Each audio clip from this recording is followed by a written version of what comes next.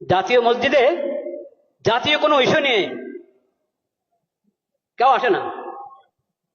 জাতীয় মসজিদ, কিন্তু জাতীয় কোনো ইস্যু নিয়ে এখানে কোরআন সুন্নাহর আলোকে, শরীয়তের আলোকে এই বিষয়ে আমাদেরকে গাইড দেন, এই কথা বলার জন্য এখানে কেউ আসে না।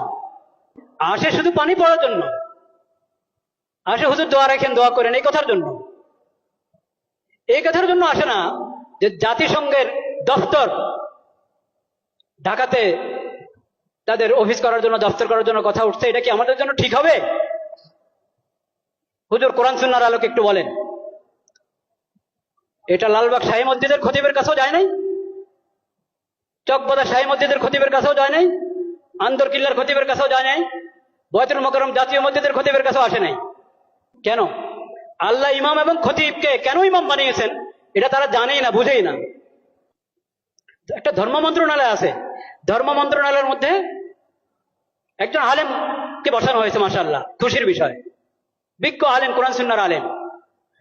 তো যে কোনো বিষয় দেশের প্রথমত ধর্ম মন্ত্রণালয় থেকে অনুমোদন নিতে হবে, ধর্মীয় দিক থেকে এখানে আপত্তি আছে কিনা, এই বিষয়ে ধর্মের নির্দেশনা কি, ওখান থেকে প্রথম অনুমোদন নাও, তারপরে অন্য ফয়সালা, অন্য মশওয়ারা।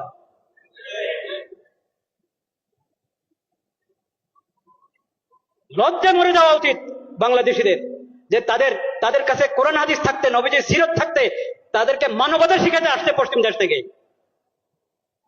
লজ্জা মরে যাওয়া উচিত।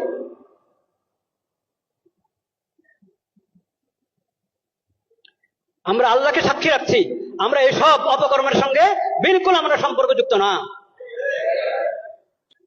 আল্লাহ সাক্ষী, আমরা এই ধরনের সমস্ত কর্মকাণ্ড থেকে সম্পর্কহীন। কাকে এখানে পাঠাবে জাতিসংঘের পক্ষ থেকে? আবাসিক সমন্বয়কারী।